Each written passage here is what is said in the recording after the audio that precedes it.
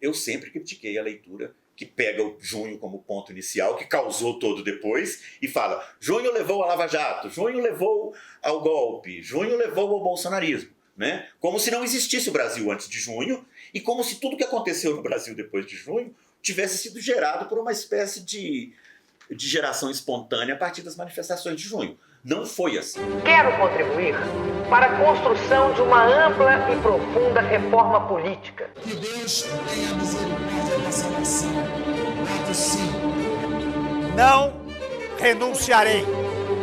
Repito, não renunciarei. Eu sou dono do sítio ou não? Jair Bolsonaro ganhou a porra! Ganhou porra! Não fugirei dessa luta, embora saiba que será difícil. Se quiseram matar a jararaca, não bateram na cabeça, bateram no rabo. E a jararaca tá viva. E aí realmente eu acho que muitas correntes de interpretação do Brasil nos últimos anos coincidem que o ponto nevrálgico é junho. Depende da maneira como a gente lê esse ponto nevrálgico. Digamos, uma espécie de ciência política de gabinete gosta de apontar para junho assim, e dizer: eles fizeram isso, eles queriam aquilo, eles. Como se existisse um eles único, como se existisse um eles homogêneo.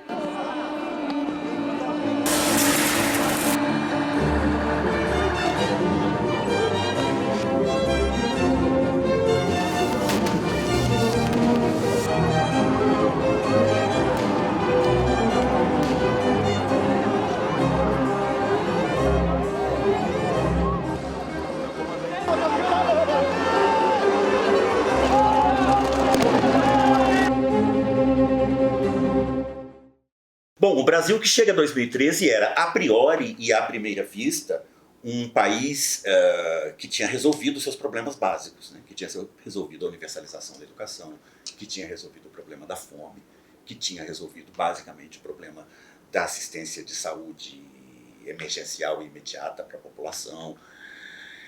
E era um país que parecia muito feliz, né? Era um país que parecia satisfeito com o que havia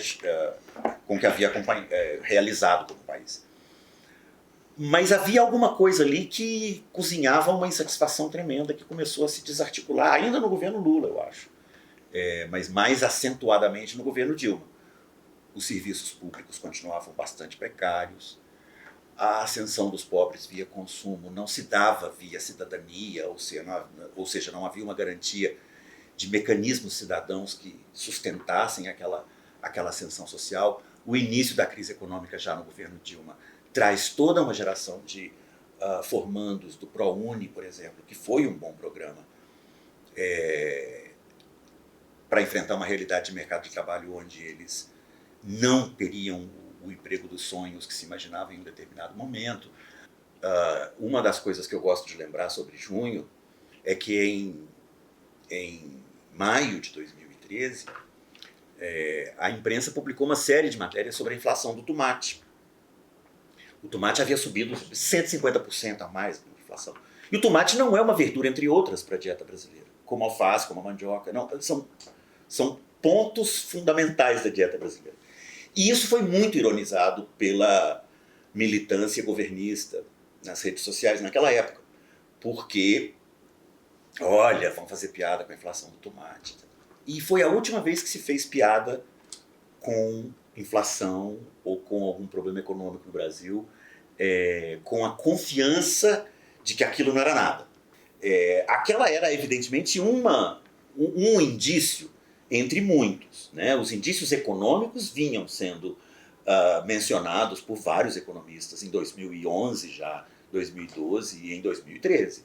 O descontrole dos gastos, a falta de planejamento em programas como ProUni, o desperdício de dinheiro em programas completamente inúteis como Ciências Sem Fronteiras, o despejo de dinheiro nas construções de hidrelétricas na Amazônia.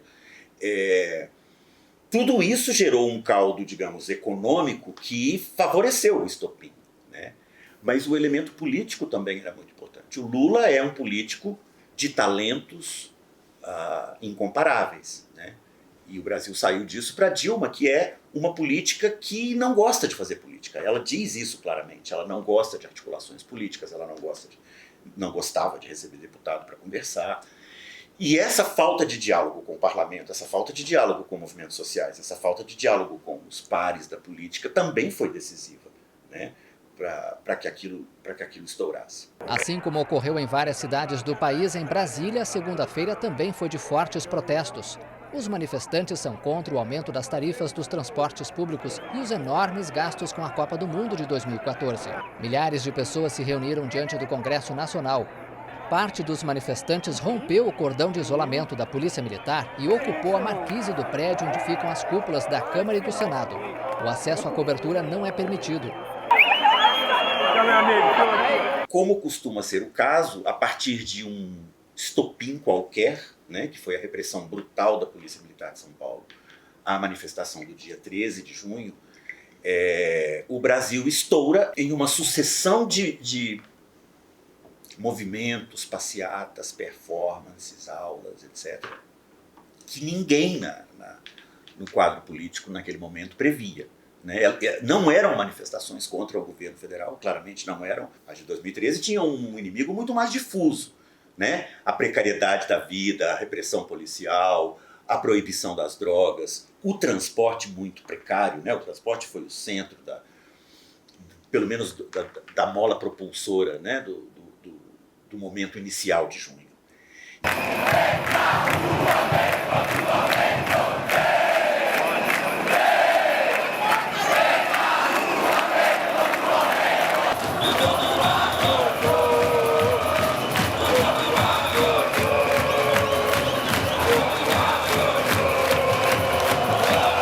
Um acontecimento, essa palavra vem de uma reflexão francesa, que passa inclusive por maio de 68, na qual essa palavra em francês, l'événement, toma um sentido muito particular. Assim, um acontecimento não é um evento qualquer, não é uma trivialidade qualquer que possa te passar na vida. Um acontecimento é a irrupção de uma força incontrolável, imprevisível, na qual você participa exatamente para disputar os rumos que aquela força vai tomar.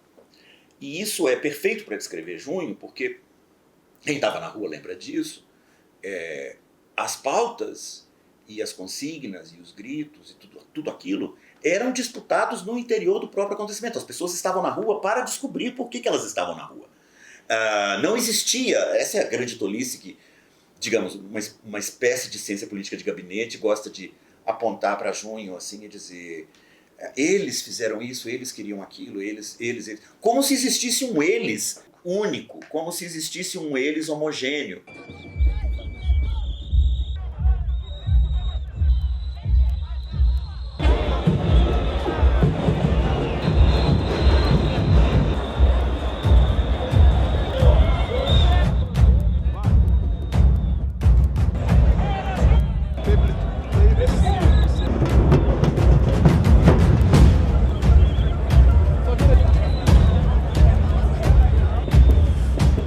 Isso foi no dia que havia um jogo, era um sábado, isso vai ter sido então dia 21, se não me engano, de junho, eu estava em BH, e a gente encontrou na Praça 7, e ali o discurso era meio estranho, era um discurso assim, focado em atacar o PT, em falar de corrupção, etc. Mas a turma começou a descer na direção do Mineirão, em passeata, pela Antônio Carlos. E, como sabem os belo-horizontinos, né, Antônio Carlos é uma avenida que tem vários bairros populares nas suas duas margens, assim, Aparecida, etc. Na medida que a gente chegou ali no Aparecida, que descia a passeata, havia muito mais gente dos bairros populares. E de repente, né? Em um processo de vários quilômetros, a passeata vai ficando mais popular, ela vai ficando mais negra, ela vai se transformando em suas pautas, seus gritos. Os gritos contra a violência policial, por exemplo, começam a ganhar destaque. Isso é um exemplo de um momento daquela irrupção toda em uma cidade particular, né? Em que, digamos, o itinerário da passeata atravessava diferenças socioeconômicas da cidade que deixavam esse caráter de disputa do acontecimento bastante visível. Depois de intensos protestos como estes realizados em São Paulo e no Rio de Janeiro, as autoridades das duas maiores cidades do país decidiram reduzir o preço das tarifas do transporte público. Em São Paulo, o governador Geraldo Alckmin e o prefeito Fernando Haddad anunciaram no Palácio dos Bandeirantes a redução das passagens de trem, metrô e ônibus dos atuais R$ 3,20 para R$ 3,00. Dezenas de outras cidades no Brasil já anunciaram a redução das tarifas. Ele é singular porque nada se parece com junho. Existe uma longa história de revoltas populares no Brasil, né? Mas não existe um acontecimento que se pareça com junho. Um governo democrático, com razoáveis números na economia, tudo funcionando mais ou menos bem dentro do circo do teatro democrático, e uma irrupção completamente fora da autorização do PT. Nunca tinha se saído às ruas no Brasil, desde o começo dos anos 80, sem a participação do PT. Mas são 40 anos, né, em que todas as manifestações de rua, o PT tinha a sua participação. A esquerda que gerou a pauta da tarifa zero é uma esquerda que era completamente independente do petismo, né? O MPL tinha muita gente anarquista, tinha muita gente independente, tinha gente do PSOL, tinha gente do PSTU, mas não era a esquerda que governava o país. Então a estupefação dos líderes petistas tem um pouco a ver com isso também, né? Assim, como eles, o subtexto era como eles ousam sair às ruas sem a nossa permissão. Então ele é singular por isso, ele não se parece com nada na história do Brasil. Ele é único nesse sentido, ele é único como acontecimento. Agora, ele é múltiplo exatamente porque nenhum dos sujeitos envolvidos naquilo sintetiza na sua voz a totalidade daquele movimento. A totalidade dele é um mosaico de blocos sociais, né, que convergiram ali naquele momento. Atenção, abre-se nesse momento a Rede Nacional de Rádio e Televisão para o pronunciamento oficial da presidenta Dilma Rousseff. Minhas amigas e meus amigos, todos nós, brasileiras e brasileiros, estamos acompanhando com muita atenção as manifestações que ocorrem no país. O primeiro pronunciamento da presidente Dilma Rousseff foi no dia 21, depois que o país estava pegando fogo por 10 dias, e ela propõe uma constituinte parcial para fazer a reforma política. Precisamos oxigenar o nosso sistema político, encontrar mecanismos que tornem nossas instituições mais transparentes. Quero contribuir para a construção de uma ampla e profunda reforma política que amplie a participação popular. Quer dizer, isso mostra o descolamento, né, do que passava na cabeça das lideranças petistas e o que acontecia nas ruas. Porque na cabeça das lideranças petistas, o problema era a corrupção. E a corrupção, em uma espécie de automatismo pavloviano construído no PT ao longo de 30 anos, a corrupção só ia acabar quando se fizesse a reforma política. Então o argumento para responder àquela multiplicidade de pautas, de gritos, de clamor por conversa que acontecia em junho, foi essa resposta. Em reunião no Palácio do Planalto, em Brasília, com prefeitos e governadores nesta segunda-feira, a presidente Dilma Rousseff defendeu a convocação de um plebiscito para a formação de uma constituinte específica, destinada a fazer a reforma política no país. A resposta da esquerda petista é uma resposta mais ou menos em três momentos. Tem um momento inicial, em que eles criticam a violência policial, porque a violência policial pode ser atribuída ao governo Alckmin. Dizem que a pauta da tarifa zero é uma pauta utópica, porque essa pauta incidiria sobre a prefeitura da cidade de São Paulo, que era do PT, do Fernando Haddad.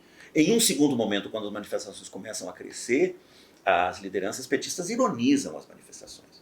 São de coxinhas, é a classe média privilegiada, pararará. Quando as manifestações chegam a um ponto em que já é impossível ignorá-las, e revela-se que 80% da população brasileira apoiava as manifestações, aí o PT dá o seu giro de 180 graus e manda a militância aparecer de vermelho de bandeira nas manifestações que até ontem eles qualificavam como de coxinhas. Por parte do Congresso foi a aprovação da lei das organizações criminosas, aquela que regulamenta a delação. Então essa foi a resposta do sistema político.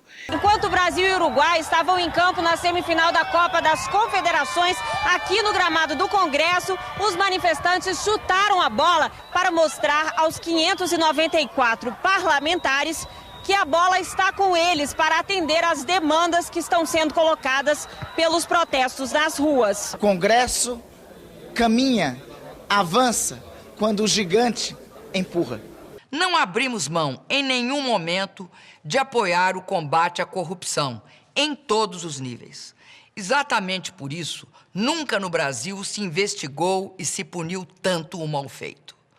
Vinha se formando, e até mesmo os inimigos viscerais do governo Lula reconhecem isso, vinha se formando uma geração de procuradores e de juízes federais e de delegados da Polícia Federal que vinham trabalhando com enorme autonomia e enorme quantidade de recursos. É certo que o governo da época tinha inúmeros defeitos, mas foi fundamental a manutenção da autonomia da PF para que fosse possível realizar esse trabalho, seja de bom grado ou seja pela pressão da sociedade. Isso vai gestando um bloco no interior do sistema jurídico, que é um bloco diferente do que o Conrado Ubner chama de magistocracia, né, da magistocracia brasileira tradicional. Esse novo bloco é formado por gente jovem, relativamente jovem, né, de classe média alta ou rica, muito crente na solução punitiva para problemas como a corrupção, né, e muito ligada no constitucionalismo do Barroso dos anos 90. Né. Esse bloco, quando chega junho de 2013, esse bloco já está na rua, né, contra uma PEC que limitava, acho que era a PEC 53, que limitava o poder do Ministério, o poder investigativo do Ministério Público. A Câmara dos Deputados derrubou agora à noite a proposta de emenda à Constituição que poderia reduzir o poder de investigação do Ministério Público. Foi uma das reivindicações nos protestos dos últimos dias.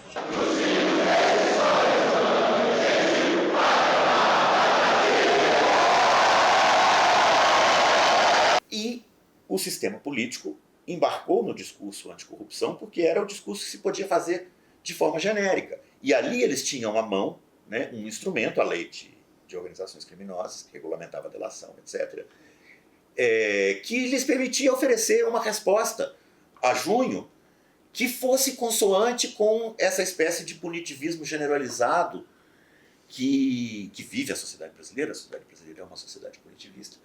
E que poderia, de alguma forma, acalmar, né, contemporizar, reestabelecer o controle do sistema político sobre aquele turbilhão. Não foi isso que aconteceu. Ex-executivos de construtoras, empresários, políticos, em comum, decidiram fechar acordos de colaboração premiada, um instrumento valioso de investigação, ainda mais para casos de corrupção. É como tem ocorrido na Lava Jato. A cada momento, um novo investigado decide colaborar com a justiça e apresentar um outro caminho para a investigação. Você ajuda simplesmente a desmascarar coisas que simplesmente estavam prejudicando o país. Então, sem dúvida, junho não tinha acabado e já era Lava Jato. Tudo o que em junho era revolta contra a violência policial, revolta contra as consequências da criminalização das drogas, revolta contra o racismo, tudo o que era ali pautas emancipatórias, genuinamente positivas no sentido de que elas não são negativas, não é para prender ninguém, não é pauta de proibir nada, há pautas positivas nesse sentido, né? Tudo aquilo foi sendo filtrado para fora do sistema político, né? Esse bloco político-jurídico policial da Lava Jato, ele vai investir nessa captura, né? O poder punitivo do Estado tem condições de corrigir os males da nossa sociedade. Não fizeram sozinhos, eles fizeram com a colaboração de todo o sistema político. Todo o sistema político estava querendo livrar o seu, basicamente, né? E restabelecer algum tipo de controle ali sobre aquela situação. Então a Dilma fez discurso anticorrupção, a Dilma não se solidarizou com nenhum manifestante morto ou espancado, mas no momento em que um coronel da Polícia Militar levou uns tapas lá e tal, não tinha nem sido, ele não foi torturado, ele levou uns tapas.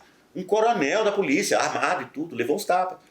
Aí já a presidenta já, né, se escandalizou, mandou um tweet de solidariedade, etc. Tudo isso foi construindo aquele caldo, segundo o qual era a polícia, o juiz, o procurador e o aparato punitivo do Estado que ia resolver os problemas. Quando a pauta que iniciou era afirmativa.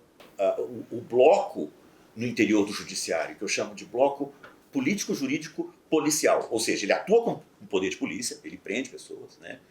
Ele é um bloco judicial, porque ele se forma no interior do aparato judiciário, basicamente com procuradores e juízes, mas também delegados da Polícia Federal. Mas agora ele tem uma novidade, que ele atua como bloco político. Ele tem a sua pauta política, ele quer atuar como político, com interesses, portanto, com interesses próprios. Dilma Rousseff se tornou a primeira mulher reeleita presidente do Brasil.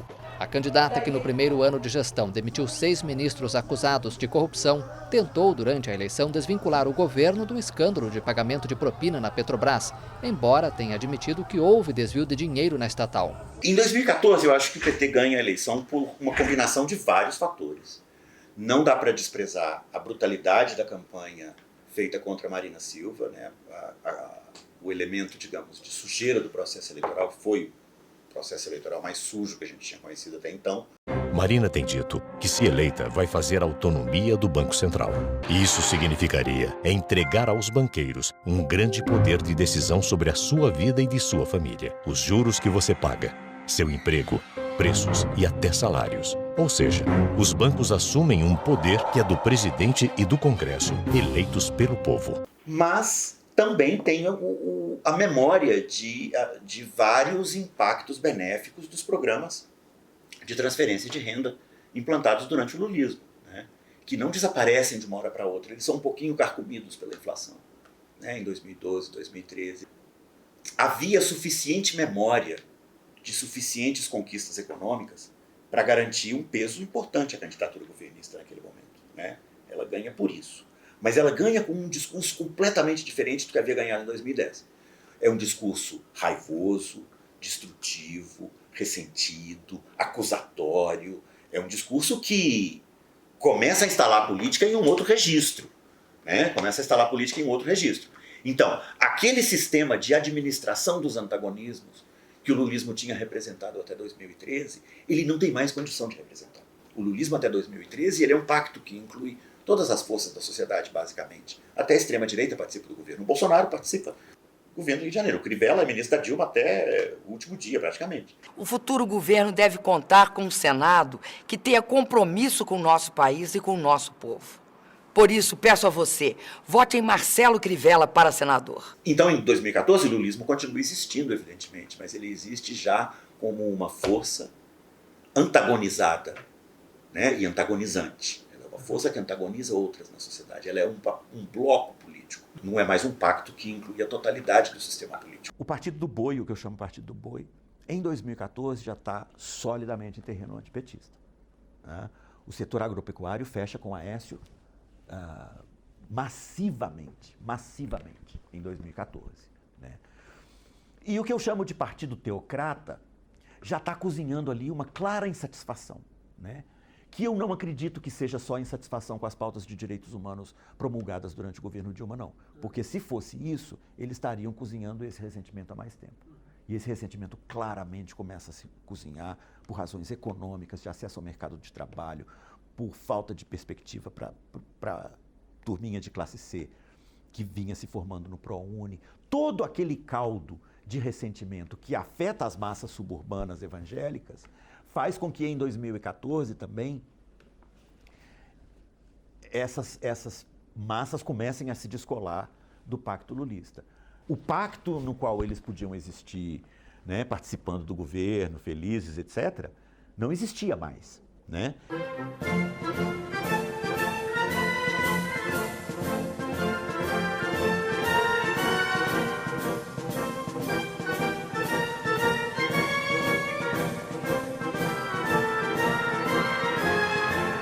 A sociedade é formada de antagonismos inevitáveis, uma sociedade moderna complexa. Esses antagonismos, eles não são traduzidos no sistema político em partidos claros, né, em agendas parlamentares diferentes, em blocos parlamentares de esquerda, centro-direita.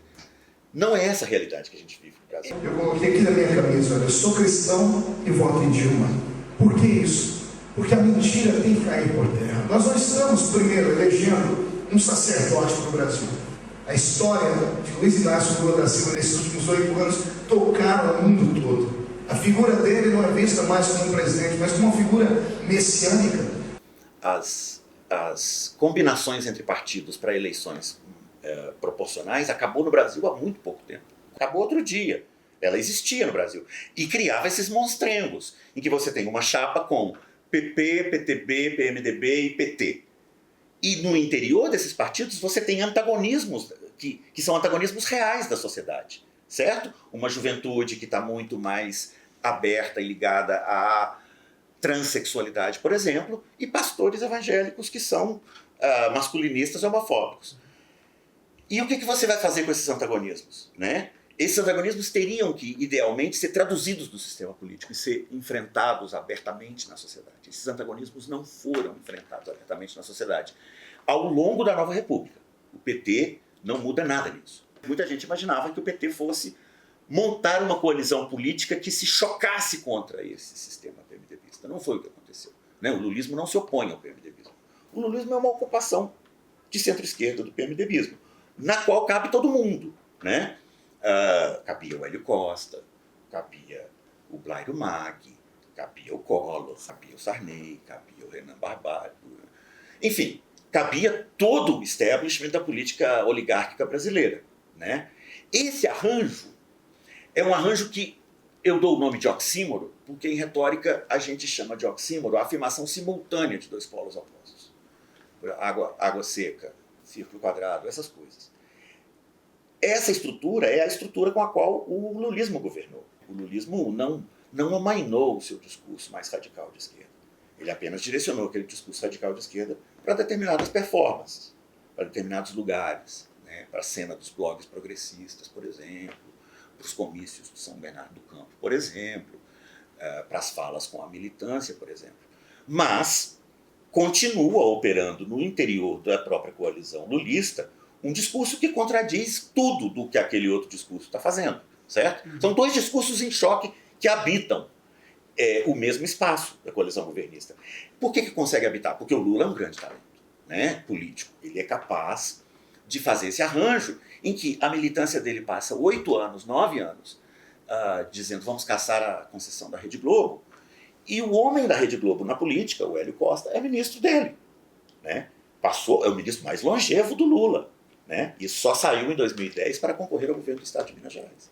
Cerca de 1 milhão de pessoas se manifestaram neste domingo contra a presidente Dilma Rousseff só em São Paulo. Vestida de verde e amarelo, a multidão foi para as ruas principalmente para protestar contra o mega escândalo de corrupção na Petrobras e a situação econômica atual. Não sei se foi Mário Covas que disse que você pode, na política, omitir certas coisas, enfatizar umas e esconder outras. Mas você não pode mentir na cara dura. A coalizão petista ganha 2014 com um discurso bolchevique.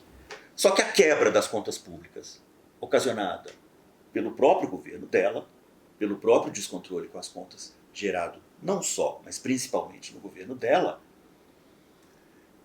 coloca a presidenta na situação de adotar medidas de austeridade fiscal. Sabia-se. Isso foi anunciado por economistas em 2011, 2012. Tem economista de 2011, 2012 dizendo assim, eu não sei quem vai ganhar as eleições de 2014 não, mas 2015 vai ser o ano do aperto do cinto. Todo mundo sabia disso, certo? E aí ela traz, num cavalo de pau muito violento, ela traz o Levi, né? Retira uma série de direitos trabalhistas que ela havia passado a campanha eleitoral acusando a Marina de planejar. Então ela fez exatamente o que ela acusou os adversários dela de planejar fazer. E aí esse foi o estopim. Nos protestos deste domingo, manifestantes pediram a volta dos militares ao poder. Sobre os que defendem esse posicionamento, Dilma respondeu. Quando eu vi centenas de milhares de cidadãs e cidadãos se manifestando pelas ruas de várias cidades brasileiras, não pude deixar de pensar: valeu a pena lutar pela liberdade, valeu a pena lutar pela democracia. As ruas brasileiras, entendidas como lugares de manifestação, não haviam sido ocupadas pela direita desde 1964. Né? Em 64 acontece, algumas semanas antes do golpe, uma marcha chamada de Marcha com Deus pela Família, pela Propriedade, em que estão ali os 3 blocos, né? O bloco teocrático, né, que naquele momento era católico, era puramente católico, né? Os poucos protestantes que haviam ali naquele momento no Brasil estavam do lado progressista. a família, toda essa pauta, digamos, antiliberalização dos costumes e a propriedade. A pauta, digamos, anticomunista. Essa foi a última vez que a direita dominou as ruas brasileiras. Depois já do golpe militar, as grandes manifestações em 68 são de esquerda, as grandes manifestações dos anos 70 são contra a ditadura militar, as grandes greves do ABC depois o movimento das diretas, as manifestações do MST nos anos 90. Tudo isso, enfim, são 50 anos em que a esquerda controla as ruas, né? E deixa de controlar em 2015. Enquanto o futuro da presidente Dilma Rousseff é discutido na Câmara dos Deputados, manifestantes de diferentes partes do país ocupam as ruas de Brasília. Dilma é alvo de um processo de impeachment por suposta manipulação de contas públicas, as chamadas pedaladas fiscais, em 2014, ano de sua reeleição, e no início de 2015. Bom, a pedalada fiscal evidentemente foi um pretexto. Todo mundo sabe que foi um pretexto. A Dilma caiu porque se conjugaram duas condições que sempre tem que se conjugar para que aconteça um impeachment. Você tinha a combinação explosiva, né, entre uma crise econômica aguda, era a maior recessão da história do Brasil, para quem não se lembra, né, foi a maior perda de riqueza da história do Brasil. O Brasil perdeu 10% de tudo que tinha de riqueza em 2 anos. Taxas de aprovação do presidente baixíssimas, insatisfação popular, algum tipo de pressão das ruas, e insatisfação do sistema político. Não existia insatisfação do sistema político com Temer. O sistema político estava tentando se recompor através do Temer. Que Deus tenha misericórdia dessa nação. Voto sim. Agora, naquele momento, Bolsonaro não é uma grande liderança da direita. A extrema-direita, do ponto de vista da leitura petista dos acontecimentos, naquele momento, extrema-direita é Eduardo Cunha. Eduardo Cunha é o representante por excelência do sistema político com o qual o PT costurou seus acordos durante 14 anos. E com o qual o PT governou. O Eduardo Cunha, ele não sai do nada, certo? Ele sai das coalizões governantes do Rio de Janeiro, das quais o PT participa, vai passando, né? Furnas, Telerge, ele passa por todos os escândalos, né? Em 2010, ele ainda é um ladrão regional. Ele passa a ser um ladrão nacional quando a campanha de Dilma Rousseff o convoca para ser o seu representante no meio evangélico, para autorizar as credenciais antiabortistas da Dilma nas igrejas evangélicas. Essa é uma escolha que foi feita em outubro de 2010. Essas escolhas todas foram cozinhadas no interior do Pacto Lulista, né? A extrema-direita, que rompe depois, né? Ela não é uma extrema-direita que vai se chocando contra a aliança governante no período da esquerda. Não, ela se gesta no interior dessa aliança. Parabéns, presidente Eduardo Cunha. Perderam em 64.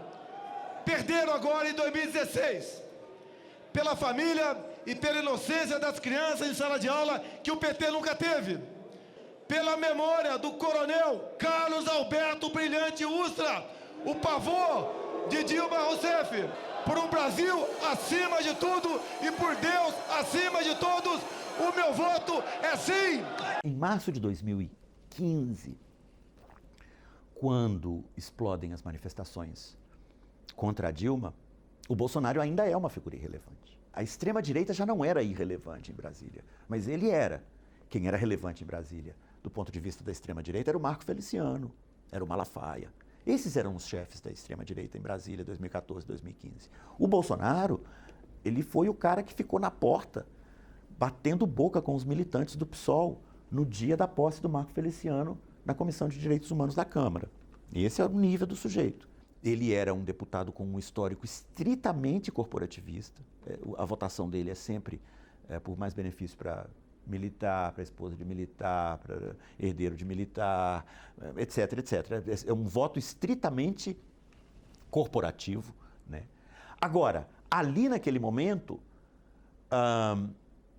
movem-se algumas placas tectônicas do Pacto Lulista que tornam possível, ou tornariam possível, que em 3 anos esse sujeito completamente irrelevante na direita brasileira se transformasse nesse Napoleão III aí, né? Nesse Luiz Napoleão. Aquelas massas verde-amarelas estão zanzando como zumbis. Elas não querem mais o PSDB. Elas querem um líder antipetista a quem elas possam abraçar. É isso que elas estão procurando. Essa busca dura mais de 18 meses, né? Enquanto está acontecendo aquilo nas ruas, o Bolsonaro vai gestando com seus filhos ali, e aquele discurso dos ex-alunos de Olavo de Carvalho, etc., o seu discurso. Então, em 2015, ele para de dizer que Bolsa Família é dinheiro para vagabundo. Ele já não diz isso em 2015, o que ele sempre disse. Em 2016, ele já dá uma entrevista para um youtuber de extrema-direita chamado Nando Moura, que é um cara que estava falando para 1,5 milhão, 2 milhões, 3 milhões de pessoas no YouTube. E que a esquerda não tinha a menor noção. A esquerda não tinha a menor noção de que aquele ecossistema estava se formando na internet, né? Porque a internet de esquerda navegava em outros espaços, no Twitter, no Tumblr, etc. Aquela polarização PT-PSDB, a minha leitura, ela acaba em 2018. Vai ser uma terceira via aí. Ou que eu costumo dizer, a segunda via, uma pessoa parecida comigo. No momento eu estou no mercado. Eu peço a Deus que apareça alguém igual ou melhor do que eu tenho um pouco de paz. Em 2016, na manifestação de março de 16 na Paulista, é um ponto nevrálgico. Porque ali aparecem o Aécio e o Alckmin, tentando capitalizar, como eles sempre foram oposição ao PT, né? Essas massas antipetistas vão nos abraçar. E eles tomam o choque, né, de ser expulsos dali.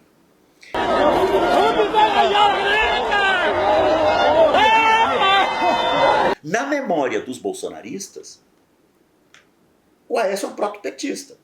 Ele estava fazendo campanha para candidato do PT aqui em Belo Horizonte em 2008. Você pode estar se perguntando, por que um governador do PSDB e um prefeito do PT estão juntos apoiando o mesmo candidato a prefeito, o Márcio Lacerda? Aécio e eu acreditamos que governo é para resolver problemas. Por isso, há 6 anos estamos trabalhando juntos. Então ele passa a ser, para aquele setor da extrema-direita da sociedade, que está se despegando, desgrudando, né? Está se desgrudando ali daquele bloco de junho, ele é um cara incapaz de representar o anseio antipetista.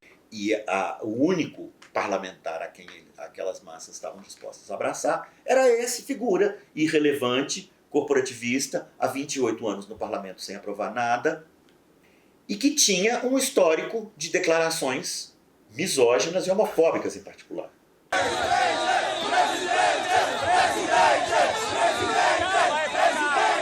E encaixou. Encaixou para eles porque aquela figura também tinha as condições discursivas para entrar ali, né? Essas condições discursivas é o que eu chamo de partido do troll, né? O partido dos trolls, que é o partido que dá ao bolsonarismo a sua gramática, né? É o partido que dá ao bolsonarismo a sua coleção de instrumentos retóricos, que é essa coisa do troll de internet. Muita gente acha que o troll de internet é o cara que chega xingando, gritando, abusando do interlocutor. Um troll pode agir assim, mas não é isso que o caracteriza.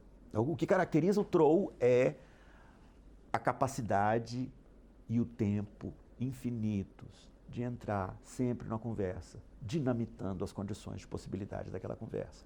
Você entra na conversa para assegurar que a conversa não vai acontecer, que ela vai se perder em meandros, que ela vai se perder em metalinguagem na definição dos termos, que o seu interlocutor vai ficar completamente confuso sobre o que você está dizendo, que as premissas básicas de acordo sobre fatos que nós temos não valem.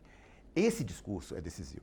Esse caldo de uma linguagem agressiva, rápida, jovem e contagiosa, né? Muito contagiosa. Essa era uma realidade muito pouco conhecida pelas ciências humanas e sociais brasileiras e pela esquerda. E em 2016 é o Bolsonaro que de repente irrompe como a cara, a face desse fenômeno. Um forte abraço!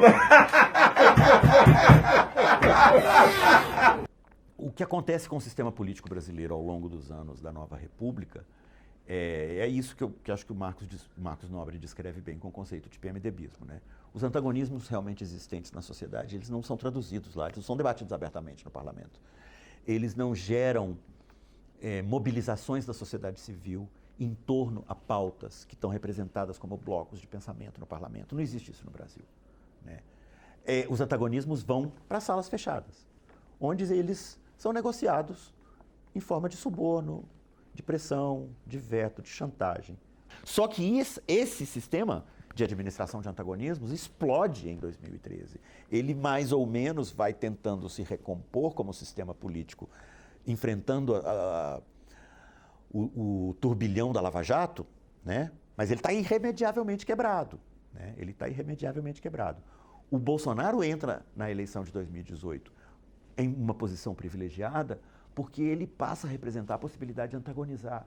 Ele passa a representar a possibilidade de ser contra. Ser contra qualquer coisa. Os direitos humanos do Brasil só defendem bandidos, estupradores, marginais. Tem que dar vida boa para aqueles canalhas. Eles fodem nós a vida toda. E daí que nós, trabalhadores, vamos manter esses caras presos uma vida boa. E tem que se fuder, acabou. Não vai ter 1 centímetro demarcado para reserva indígena ou para quilombola. Quando descobri o famigerado kit gay na escola. Descobriu que a urna eletrônica é a garantia de se perpetuar no poder. Ele passa a representar o discurso antissistema, né? O que é, no fundo, uma grande mentira e uma grande manipulação, porque o Bolsonaro é parte desse sistema, ele se enriqueceu com esse sistema, ele representa os piores vícios desse sistema, quer dizer, ele não é antissistema. Olha só, o Centrão é um nome pejorativo. Eu sou do Centrão. Eu fui do PP metade do meu tempo. Fui do PTB, fui do então PFL. Mas por uma conjunção particular de fatores, ele chega em 2018 com essa condição de ser contra tudo do que está aí. Maioria é uma coisa, minoria é outra. Minoria tem que se calar, circunvar a maioria. Acabou. Porque respeita o homossexual. Eles é que tem que nos respeitar. É o contrário. Eu quero uma polícia civil e militar que, em defesa do povo, atire para matar. Todo cidadão vai ter uma arma de fogo dentro de casa. Vamos fuzilar a petralhada aqui do Acre, hein? E aí, naquele momento, com a quebra do sistema político, com a quebra do sistema de administração, né, de antagonismos,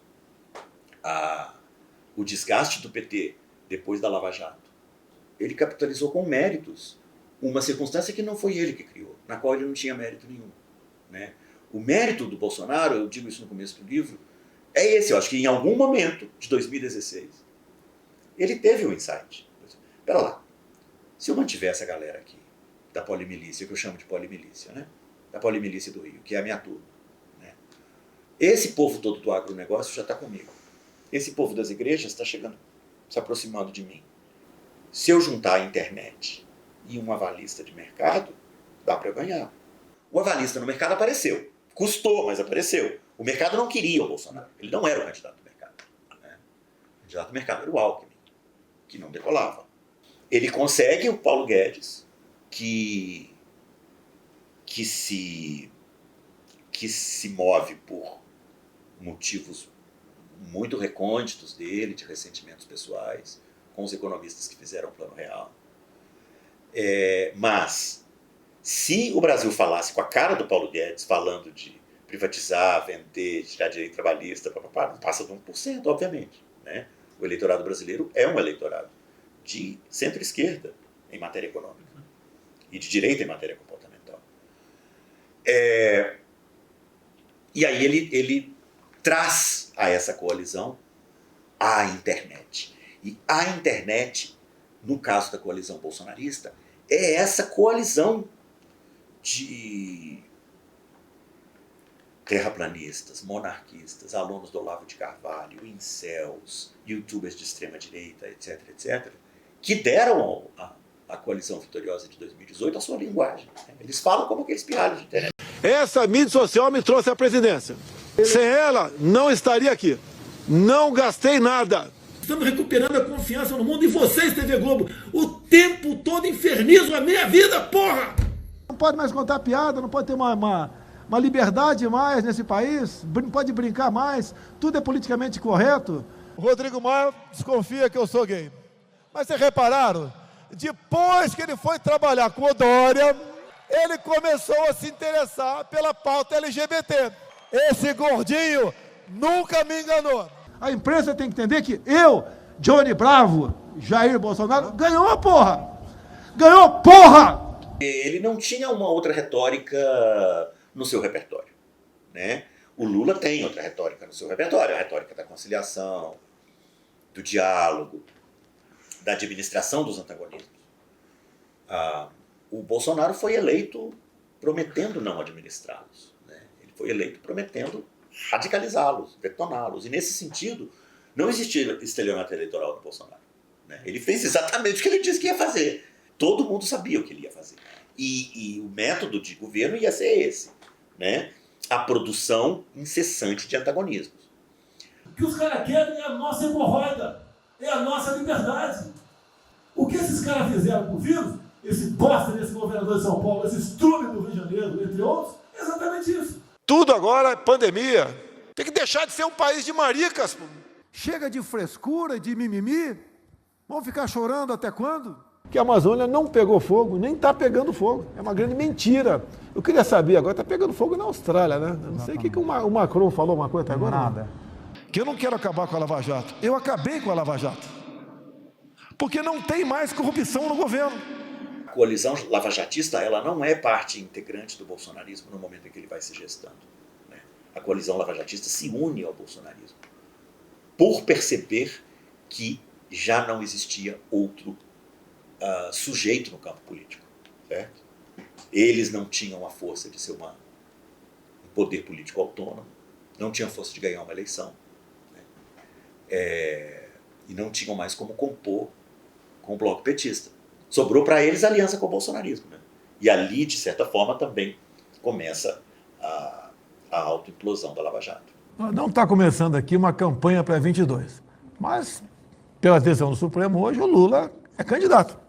O Supremo Tribunal Federal formou maioria nesta quinta-feira para manter a decisão que reconheceu a parcialidade do ex-juiz Sérgio Moro na condução do processo do tríplex envolvendo o ex-presidente Luiz Inácio Lula da Silva na Operação Lava Jato. Em outro julgamento, o plenário decidiu anular as condenações de Lula e entendeu que o juízo comandado por Moro não poderia conduzir os processos. O que é curioso no processo todo que levou à prisão do Lula é que o petismo se viu em condições muito precárias, discursivamente, porque o argumento jurídico ele nunca foi muito protagônico durante o governo do PT, enquanto o PT estava no governo, enquanto ele estava mandando. Vou te dar um exemplo. Na construção da usina de Belo Monte, os opositores da usina apresentávamos pilhas e pilhas de argumentos jurídicos, como a usina contrariava o artigo 221 da Constituição Brasileira, como as oitivas tinham sido desrespeitadas, como a lei, a Convenção 69 da Organização Internacional do Trabalho, da qual o Brasil é signatário, tinha sido desrespeitada. Mas a resposta nunca era jurídica. A resposta da coalizão governante, quando enfrentada a críticas como essa, era a de que eles tinham ganhado a eleição, de que o problema era político, de que formalismo jurídico não importava, que aquilo era legalismo. O PT passa a recorrer ao discurso jurídico no momento em que ele começa a perder o jogo político. Eu sou dono do sítio ou não? Isso o senhor que tem que responder. Não, eu, doutor, e eu não estou sendo interrogada nesse momento. Não, quem me acusou. E aí o jogo jurídico passa a importar. Ou seja, Dilma não cometeu crime de responsabilidade, a culpabilidade do Lula não foi provada, todas essas coisas são verdadeiras. Mas elas não importam como explicação do que aconteceu no jogo político. O que aconteceu no jogo político foi um tombo, né, para o qual a coalizão lulista governante deu a sua própria contribuição, né, para começar fomentando a autonomia e um muito bom financiamento do Ministério Público e da Polícia Federal, né, com mecanismos de accountability muito pouco transparentes. Então, a prisão do Lula culmina isso, mas ela culmina também uma espécie de checkmate da coalizão lavajatista, né? Ela chega ao ponto máximo, e ali, a partir daquele momento, ela tem que se justificar. Ela tem que justificar a prisão do Lula, ela tem que justificar a sua existência, ela tem que justificar esse discurso meio quixotesco, interesseiro, de combate à corrupção.